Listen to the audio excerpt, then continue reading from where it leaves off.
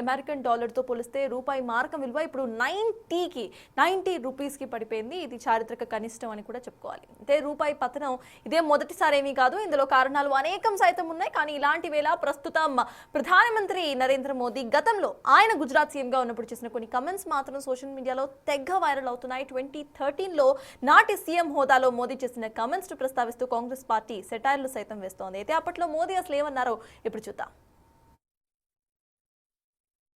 ऐसे नहीं होता मित्रों, मैं शासन में बैठा हूं, मुझे मालूम है इस प्रकार से रुपया इतनी तेजी से गिर नहीं सकता।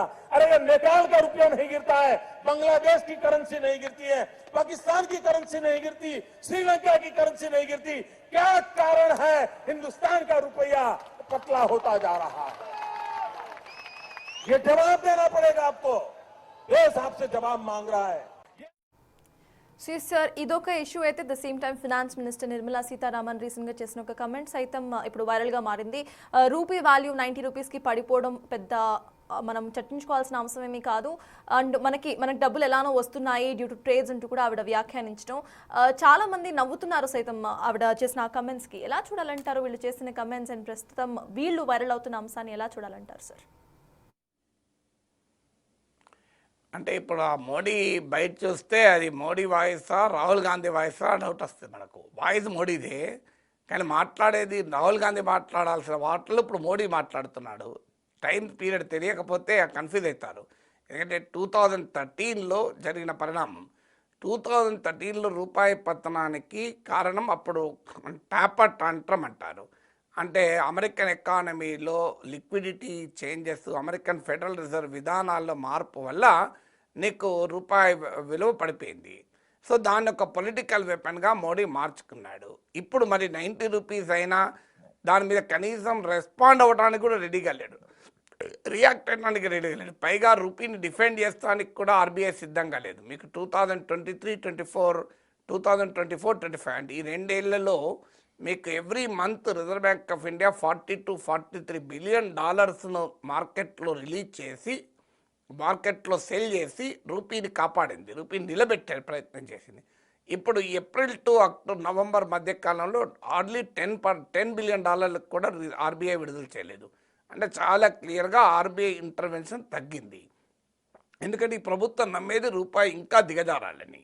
ఎందుకంటే మీకు state bank of India research, state bank of India ప్రభుత్వ బ్యాంక్ అది. So state bank of India research ఏం చెప్తుంది, రూపీ ఇప్పటికే ఓవర్ వాల్యూగా ఉంది, ఇంకా పడిపోవాలి. రూపాయి పతనం అయితే ఎక్స్పోర్టర్లకు లాభం అని, రూపాయి పతనం అయితే ఎక్స్పోర్టర్ లాభము అనేది థియరిటికలీ కరెక్ట్. కానీ రూపాయి వాల్యూ పైన ఎక్స్పోర్ట్స్ ఆధారపడి ఉండవు. గ్లోబల్ డిమాండ్ పడిపోతున్న సమయంలో నువ్వు ఎంత చీప్గా వస్తువులు అమ్మినా కొనేవాడు ఉండడు. అమెరికా టారిఫ్ల నేపథ్యంలో మనకు ప్రపంచంలో ఎగుమతులు ఒక పెద్ద ఛాలెంజ్ని ఎదుర్కొంటున్నాయి. అందువల్ల అది కేవలం రూపీ వాల్యూతో లింక్ అయి ఉన్నది కాదు. అందువల్ల మోడీ ప్రభుత్వం రూపీని డిఫెండ్ చేయడానికి రెడీగా లేదు. So that is the policy of the government. So ఆ పాలసీని మనం రైతారంగా విశ్లేషించవచ్చు. అందువల్ల ఆ రోజుమో యూపీఏ ప్రభుత్వ హయాంలోమో రూపాయి పతనం ఏదో దేశమే దిగజారినట్టుగా శ్రీలంకది పడతలేదు, పాకిస్తాన్ పడతలేదు, ఇండియా ఎందుకు పడుతుంది.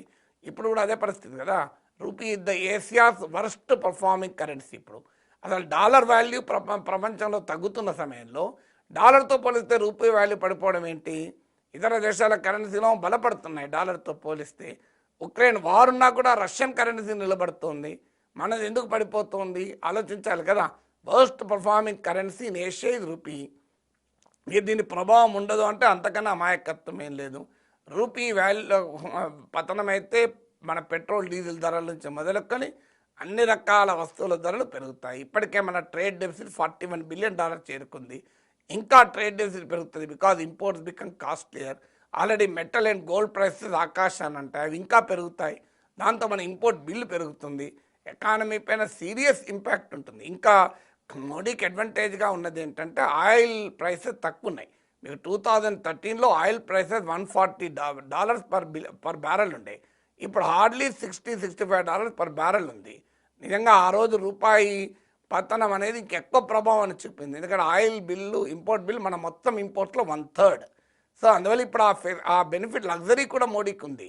సో అప్పటితో పోలిస్తే సగానికి సగం లేదు ఈ ఆయిల్ ప్రైసెస్. అందువల్ల రూపీ విషయంలో నరేంద్ర మోడీ ఆ రోజు చేసిన రాజకీయాలు ఇప్పుడు ఏమైనా ప్రశ్న అనివార్యంగా